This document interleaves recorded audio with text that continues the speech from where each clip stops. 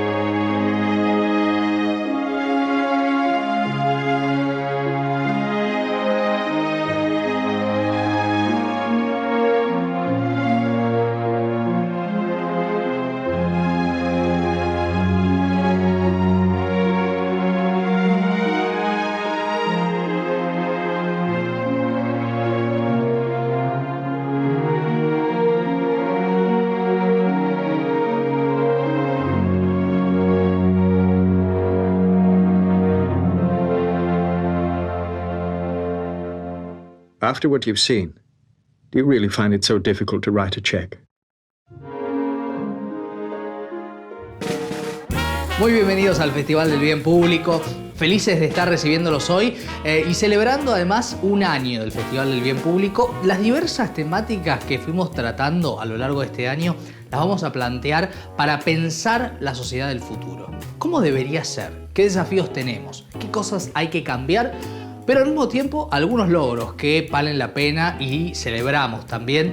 Y lo celebra la creatividad, la mejor creatividad del mundo. Recién veíamos, por ejemplo, un spot premiado en Cannes, en el Festival de la Creatividad Publicitaria de Cannes, vinculado a la discapacidad.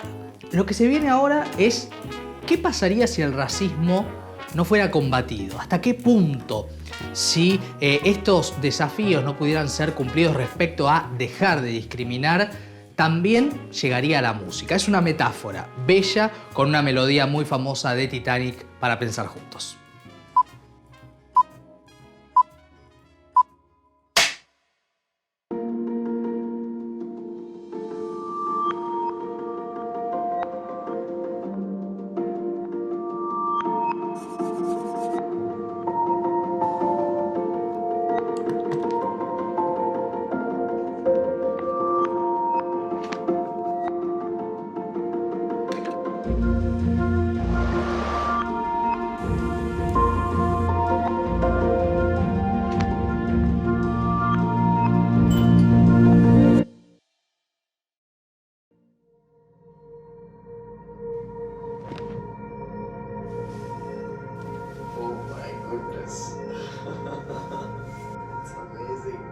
ये क्या कर दिया आपने?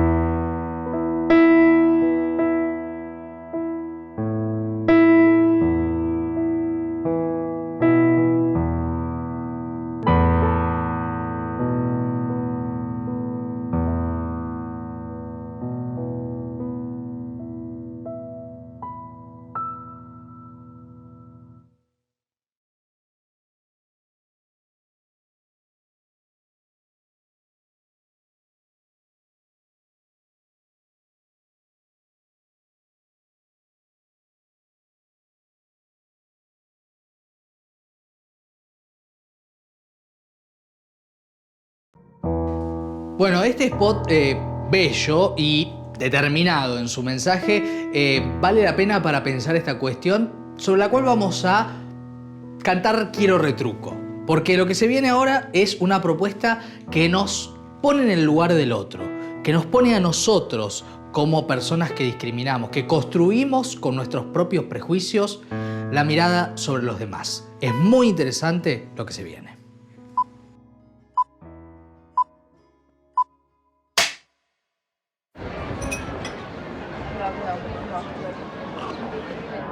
Bonjour. Mon visage ne vous dit rien, pourtant vous me connaissez. Je peux simplement changer d'apparence comme bon me semble.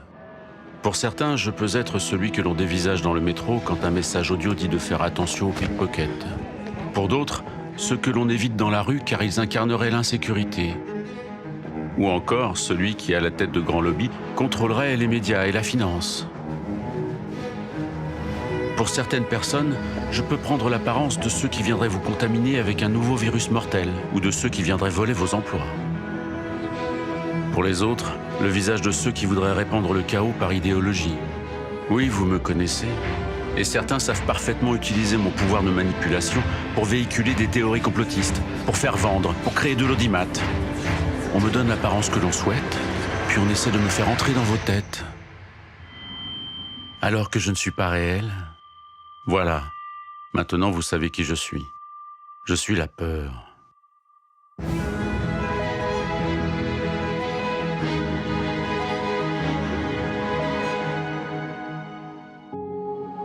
Así, con este spot tan creativo se ve nuestro propio prejuicio, nuestra manera de discriminar a los demás. Pero ¿qué pasaría si, por ejemplo, pensando en los refugiados, nos pusiésemos en sus propios ojos, en sus zapatos, en su punto de vista? ¿Lo vemos?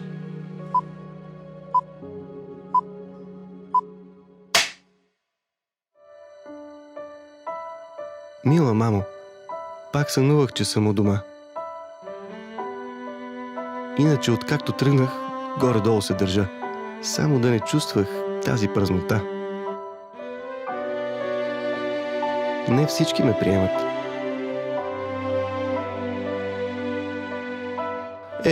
Срещам и добри хора. И се надявам да намеря хубава работа. И да уча пак някой ден. Ама няма да се оплаквам сега. Само си мечтая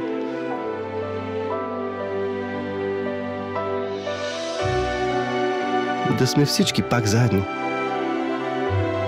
Целуни татко, сестрите ми и брат ми. Твой Рами. Погледни бежанците с други очи. Да спрем ксенофобията. Y estos spots que venimos recorriendo dan cuenta de una situación sobre los refugiados que es realmente alarmante. Hay más de 79 millones y medio de personas que han tenido que huir de sus hogares por diferentes razones. Millones de ellos son refugiados y más de la mitad son menores de edad. Esta situación que vienen mostrando los spots también tiene que ver con la manera de construir la mirada sobre todas esas personas que son inmigrantes, que son refugiados. Y vamos a recibir a alguien que nos va a ayudar a pensar esta cuestión, que es Daniel Feierstein, desde su mirada sociológica. ¿Qué tal, Daniel? Buenas noches, bienvenido. ¿Qué tal? Buenas noches, ¿cómo están? Bueno, hay una construcción, ¿no?, de los miedos como una manera de que lo muestra uno de los spots que acabamos de ver, ¿no? Que tiene que ver con cómo se construye al otro, ¿no? Esa mirada de aparente amenaza que puede ser el otro. Hay mucho en nuestra sociedad en este tiempo y es una de las cosas que hay que corregir, ¿verdad? Yo creo que algo que está creciendo es algo que es más grave que el miedo y es interesante que lo muestra el spot. Pero yo no sé si lo llamaría solo miedo, porque el miedo es una emoción que tiene su carácter útil, ¿sí? Pero a mí me parece que más que miedo, lo que muestra el spot que va creciendo entre nosotros es la paranoia. Claro. Es algo que es como más grave que el miedo, en el sentido de poner siempre el peligro en el otro, digamos, ¿no? E imaginarse. Lo que tiene la paranoia es un carácter alucinatorio muy fuerte. Esto es que yo me imagino un montón de cosas, y eso es lo interesante del spot, ¿no? Como que que muestra cómo yo le cargo un montón de cosas a ciertas imágenes que no están en esas imágenes y que tiene que ver con mi alucinación, con una cuestión de alguna manera delirante, pero que va tomando como mucho color, ¿sí? En el sentido que se va haciendo cada vez más común. Y es un elemento muy preocupante de lo que ha ocurrido, te diría, los últimos 30 años en las formas de subjetivación, que es esto de construir permanentemente a más y más otros como amenazantes en este sentido paranoico, ¿no? Claro, y además también hay una construcción política en todo esto, que uno lo puede ver, ¿no?, en frases de algunos dirigentes o pretendidos dirigentes europeos que decían les vamos a dar vuelta a los barcos y los vamos a mandar de vuelta. Digo, este tipo de discursos que han circulado y que marcan justamente esta construcción de la paranoia y de una también cuestión de nafta al fuego, ¿no?, de alentar, de avivar esos fantasmas. Exacto, por eso digo que ocurre con los refugiados, pero ocurre con infinidad de problemáticas, que es azuzar nuestras inseguridades, ¿sí? Porque efectivamente vivimos en un momento de mayor incertidumbre, vivimos en un momento de mayor sufrimiento social y económico, y esta estrategia lo que busca es elegir a alguien en quien poner ese sufrimiento, digamos, ¿no? La paranoia siempre funciona con esta lógica de proyección, ¿no? De tratar de poner en otro los miedos que tengo yo, que no quiere decir que no haya cuestiones interesantes a pensar con lo que ocurre con una inmigración masiva a otra sociedad y las discusiones que pueden aparecer en relación a montones de cuestiones culturales o de otros elementos, pero el problema es poder despojar esa discusión de este elemento paranoico que está tan atizado en nuestras sociedades, ¿no? Con los refugiados, pero con los sectores sociales con los que no tenemos relación, o con los sectores políticos con los que no coincidimos, o con quien sea, ¿no? También lo que decís me hace pensar en este concepto malentendido de Sartre del infierno son los otros, ¿no? Esta construcción también filosófica que se utiliza. Es que, claro, va de la mano, podríamos decir, con lo que podríamos llamar una desubjetivación, ¿sí? En el sentido de la dificultad para entender una relación con el otro que pueda ver al otro, lo cual implica aceptar el conflicto, ¿sí? O sea, no tampoco creer que no va a haber conflicto. Claro. En este programa estamos titulándolo La Sociedad del Futuro, enmarcando las diferentes cuestiones que aparecieron en el programa y que valen la pena tratar y modificar, ¿no? ¿Cómo te imaginás una sociedad del futuro y cuáles serían los temas más urgentes que tendría que tener solucionado esa sociedad del futuro si fuera una sociedad del futuro mejor, ¿no es cierto?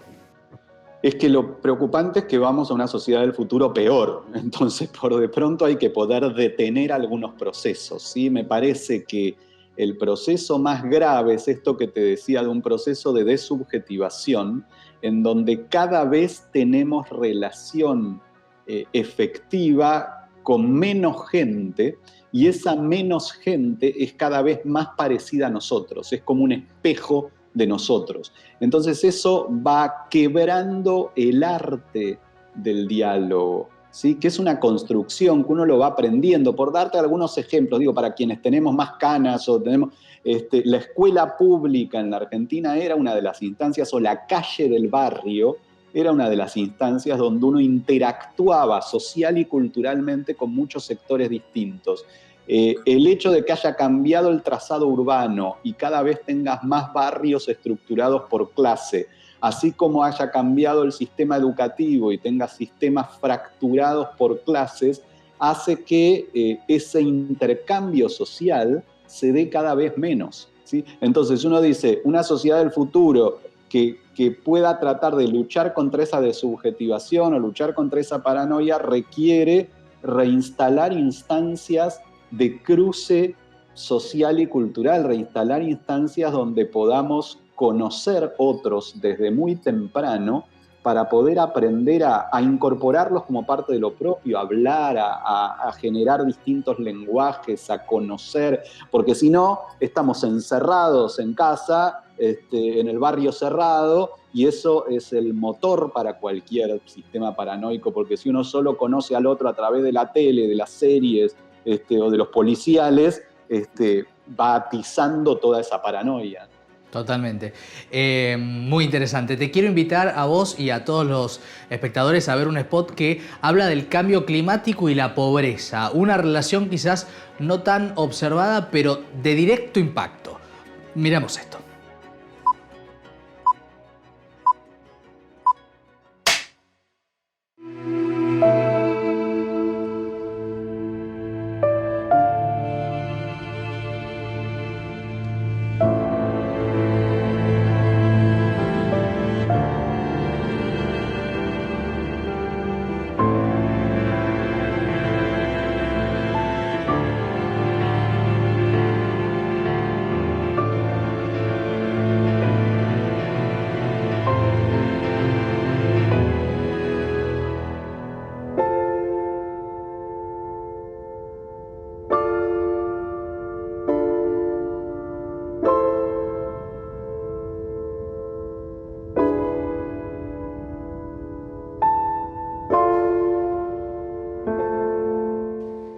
El impacto del cambio climático, como muestra este spot, podría afectar a 600 millones de personas si no se detienen sus efectos, si no hay acciones concretas.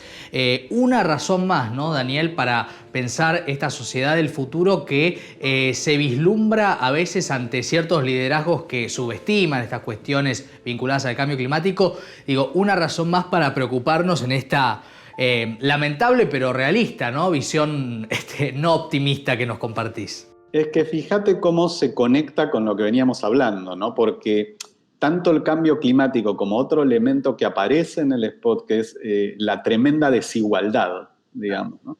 Es una consecuencia de esta desubjetivación, es esta idea de quebrar la noción de que somos una comunidad. ¿Sí? Si nosotros somos una comunidad, no quiere decir que no puede haber desigualdad, pero quiere decir que tiene que haber un piso mínimo de calidad de vida, de bienes, de horizonte, que nos hace a todos responsables de la vida de todos. Cuando eso se quiebra, cuando nosotros nos encerramos en nosotros mismos y se quiebra la noción de que quienes habitan un territorio constituyen una comunidad, bueno, se puede llevar a estos extremos que tiene que ver o con la extrema desigualdad o con justamente acciones que destruyen el planeta para todos, ¿sí? De tremendo, cortísimo plazo, ¿sí? Que ni siquiera es capaz de incluir en la comunidad a sus propios hijos o a sus propios nietos. Daniel, muchísimas gracias por esta conversación que no nos da esperanzas, pero sí nos da lucidez. Muchas gracias. Bueno, gracias a ustedes.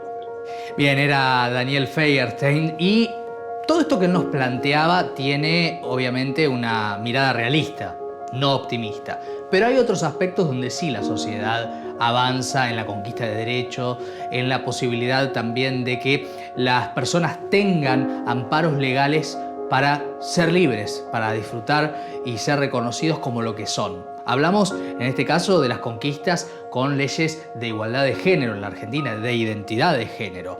En este contexto vamos a presentar un spot que habla del no género y la posibilidad de que muchas personas comprendan y dejen de estigmatizar.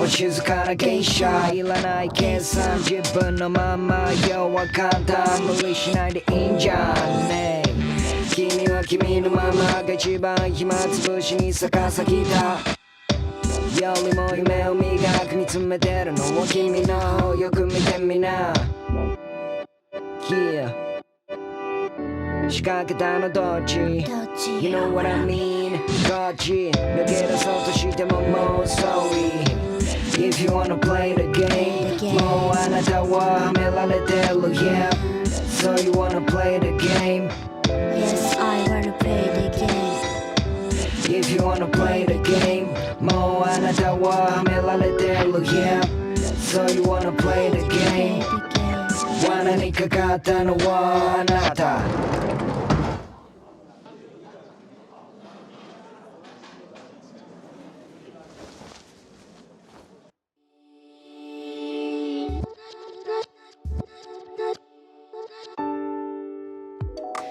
Y estamos hablando del no género, estamos hablando de cambios de paradigma que se dan en los discursos sociales, en la participación social, incluso en lo legislativo, que reconoce los derechos tantas veces negados. La Argentina, en la región, incluso vale la pena decirlo, es un país de referencia, es un país pionero en muchas de estas conquistas de derechos.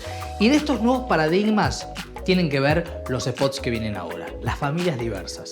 Las familias sin etiquetas, sin rótulos, con padres trans y con una mirada que se sostiene por lo más importante, por lo único importante, por el amor.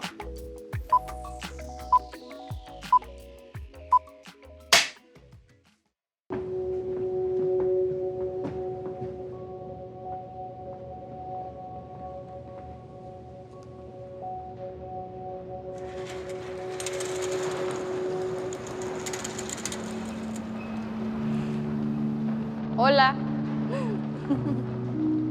Les tengo algo preparado. Dicen que madre solo hay una, pero a mí me tocaron dos. Y aunque solo una me tuvo en su panza, las dos hicieron lo imposible por tenerme. Gracias por esas ganas de formar esta familia. Que fueron más grandes que cualquier prejuicio. A ti, mamá, quiero darte las gracias por ese delicioso pico de gallo que preparas. Y a ti, mami, por esas comidas a domicilio que te salen tan ricas. Gracias a las dos por hacerme sentir que nadie nos mira cuando vamos por la calle. Y si nos voltean a ver, demostrarles con orgullo la hermosa familia que tenemos. Gracias por aguantar las preguntas incómodas de mis amigos como ¿quién la hace de mamá y quién la hace de papá? Gracias por enseñarme que solo hay un tipo de familia y es la que se ama.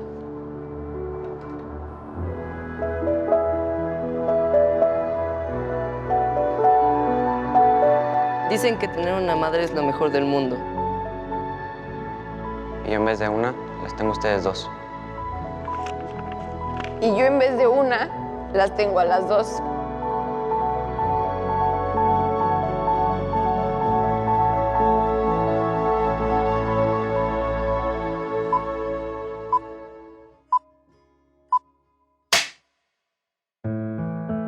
Sabe, papai, eu acho você o pai mais especial do mundo.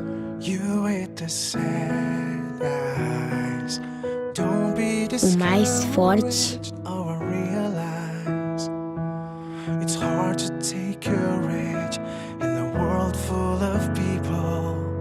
O mais divertido. E o mais carinhoso de todos.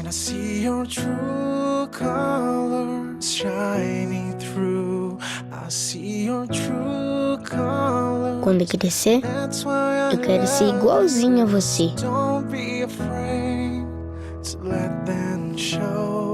Você me ensina tanta coisa. E é sempre tão bom pra mim.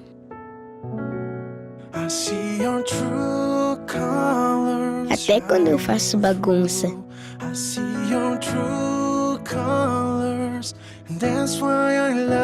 Mas sabe, papai, o que eu acho mais especial em você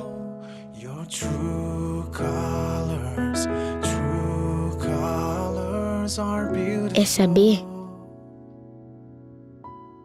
que eu vim da sua barriga. Lembra? But I see your true colors shining through.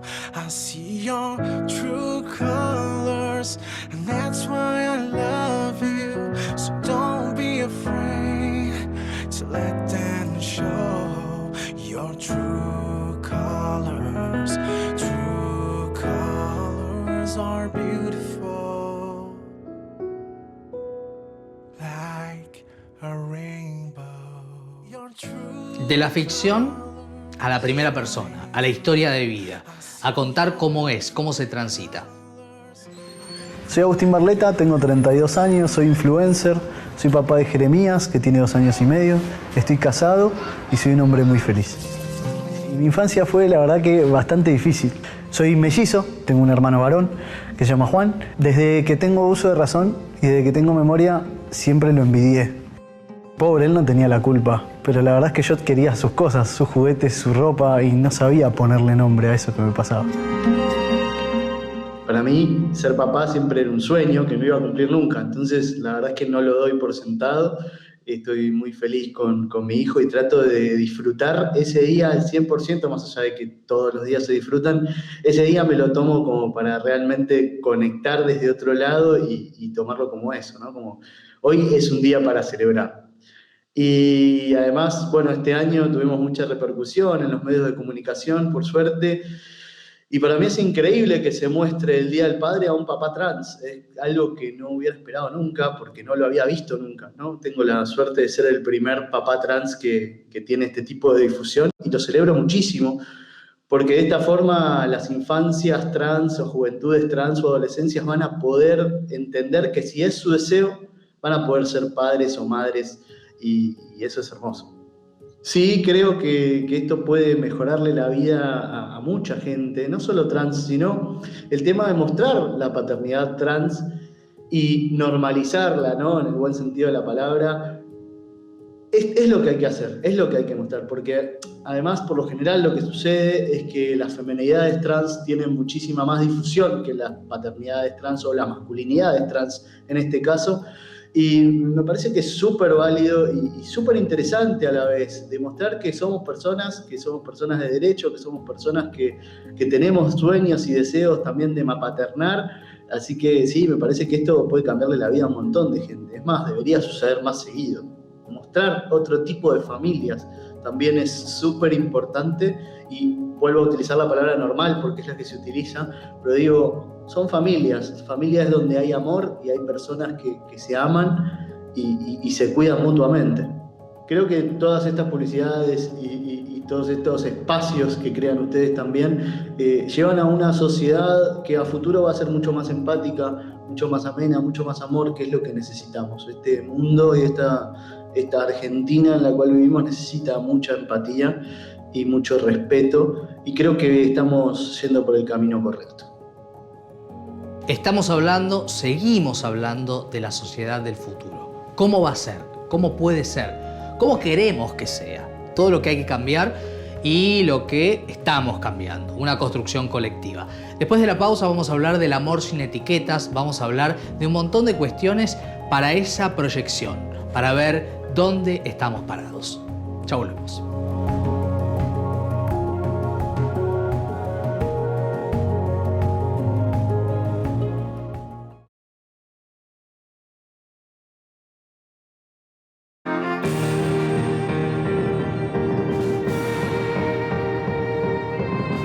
Seguimos en el Festival del Bien Público y ahora lo que viene es un spot que va a desafiar tus prejuicios, los míos. Uno siempre dice el prejuicio es del otro, ¿no? Pero en este spot probablemente se representen las reacciones de muchos y muchas de nosotros. Tiene que ver con las etiquetas del amor y tiene que ver con cómo reaccionamos ante las formas no aceptadas por muchos que sí tienen prejuicios.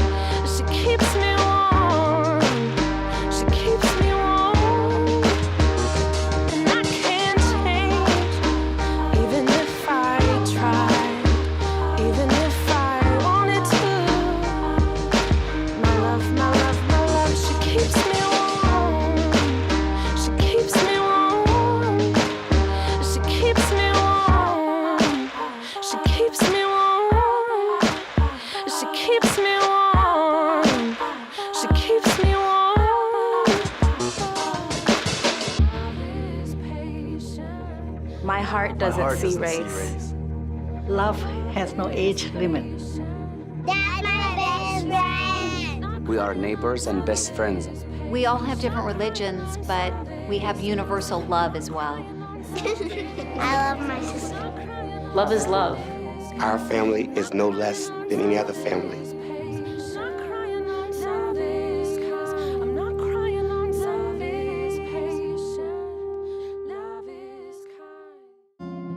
De no excluir se trata de aceptar amorosamente el amor de los demás, ¿no? O de respetarlo, por lo menos.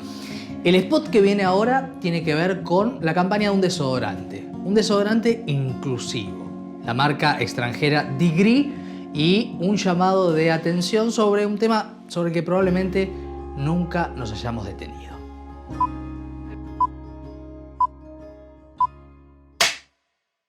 A man with disabled upper limbs is boxing in gym, hits punch bag. He exhales as he is training. Title, Degree, Nick's confidence to move. People say that you have to choose your battles. The same man with disabled upper limbs puts his prosthetic foot in changing room, preparing to work out. I say that sometimes the battle chooses you.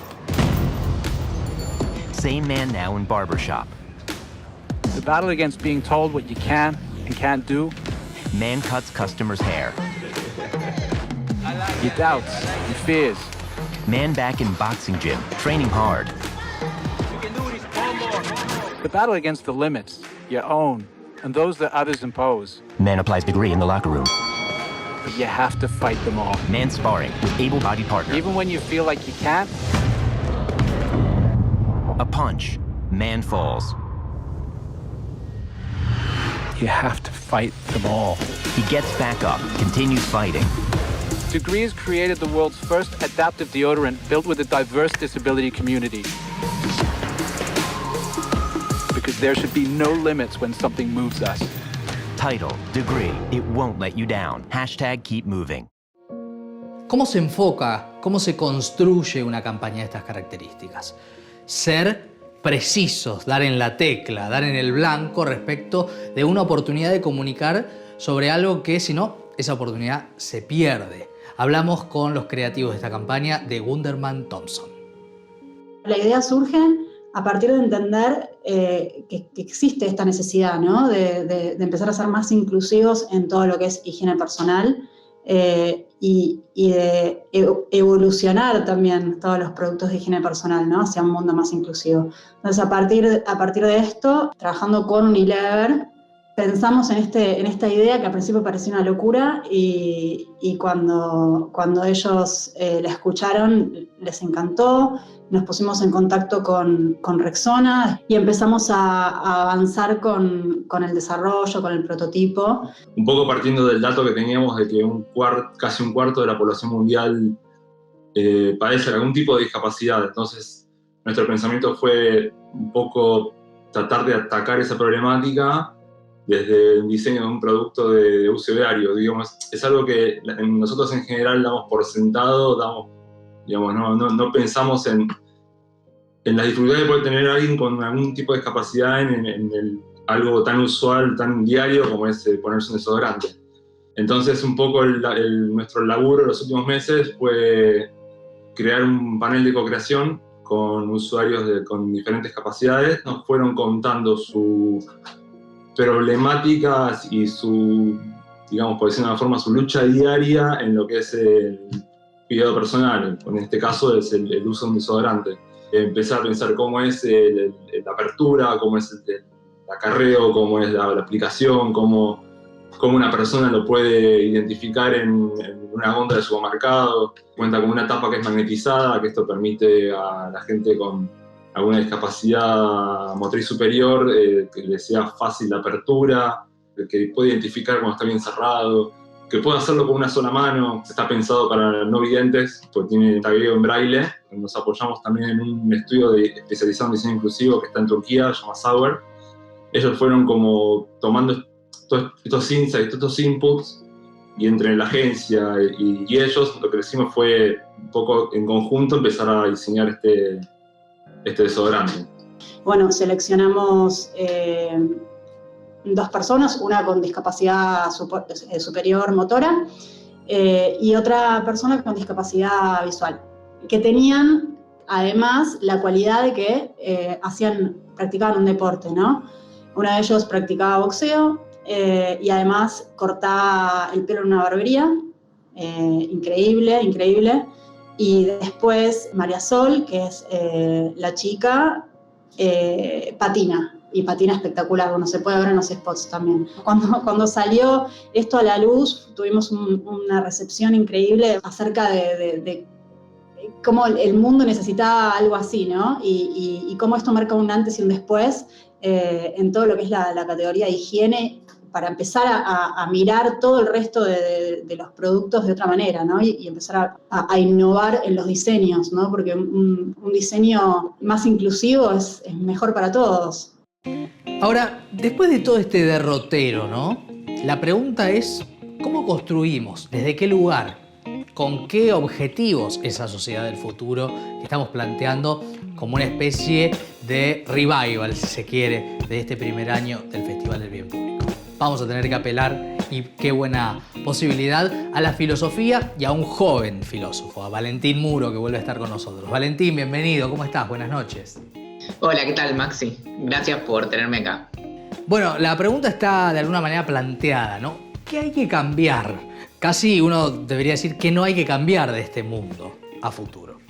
Me preocuparía mucho conocer a alguien que tuviera como un plan acabado de qué manera tenemos que cambiar el mundo o la sociedad, pero sí creo que hay ciertas cosas que a veces se nos vuelven quizá un poco obvias respecto de principalmente de cuál es el largo recorrido que hicimos en no solo los últimos milenios, sino particularmente los últimos siglos y más cerca las últimas décadas respecto de direcciones interesantes en las que avanzamos como sociedad. Y por ejemplo, una de ellas es justamente la dirección o el largo camino hacia la inclusión y no solo el reconocimiento, sino la celebración de la diversidad. Y entonces el asunto no es la idea de que no se tiene que reconocer más lo que hace a cada persona, cuáles son sus características diferentes o únicas, sino más bien justamente reconocerlas y ponerlas como insoportablemente de manifiesto, de tal modo de que incluso puedan ser algo que, como muchas veces se usa la expresión, pueden ser objeto de orgullo. Definitivamente la sociedad del futuro tiene que ser más inclusiva en el sentido de, por ejemplo, el hambre, ¿no? Combatir el hambre. Este tipo de desafíos muchas veces terminan poniendo el foco en lo individual y no tanto, por ejemplo, en las desigualdades que son estructurales o que son sistémicas. Entonces, a veces se sobrecarga la promesa del cambio individual para generar cambios masivos a nivel social, y en realidad eso un poco lo que hace es ocultar y desdibujar donde hay responsabilidades, por ejemplo, de tipo políticas o gubernamentales, en donde en realidad ese es el cambio real que puede derivar en inclusión. Obviamente que ninguno de estos factores es independiente entre sí, entonces necesitamos un cambio social para que, por ejemplo, ciertas medidas que se pueden tomar de arriba hacia abajo puedan prender, porque obviamente un gobierno que toma medidas sobre un pueblo que no las acepta en absoluto no va a tener éxito. Bueno, y para tratar de entender que el poder no está siempre en que lo cambien los otros el mundo, ¿cuánto depende de vos, de mí, de cada uno de nosotros?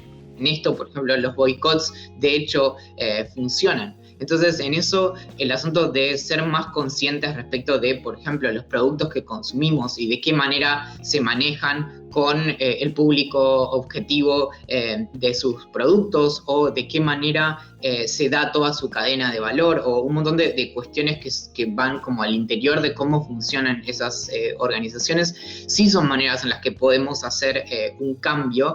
Y obviamente, más allá de cómo nos manejemos con nuestro mundo inmediato, que ya es otra cuestión, está esto de, cómo se puede hacer que ciertas empresas reconozcan que de hecho puede ser un buen negocio, por ejemplo, ser más inclusivas o hacer productos que reconozcan diferencias funcionales o lo que sea, pero siempre tenemos que estar muy, muy atentos de que no sea una fachada, de que no sea únicamente como algo lindo, sino de que efectivamente esas empresas sean consecuentes de lo que hacen. Y solo como un ejemplo, un problema que tienen los productos como el que vimos de Degree o Rexona, que son productos inclusivos, generalmente esos productos se presentan, hacen muchísimo ruido y luego al año y medio no están más disponibles. Y hay un montón de casos, si los quieren buscar, de productos que se presentaron pensando en, por ejemplo, diferencias funcionales y luego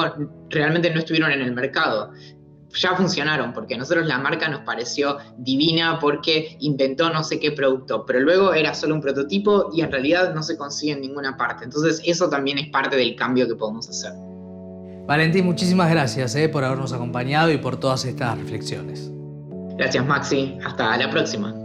Era Valentín Muro, filósofo y un filósofo joven que nos ayuda a pensar esa sociedad del futuro que juntos podemos construir para que sea mejor. La próxima semana hay más creatividad, hay más propuestas, hay excelentes spots y la palabra de gente que nos ayuda a pensar ese futuro para construir juntos. Nos vemos en 7 días en la televisión pública.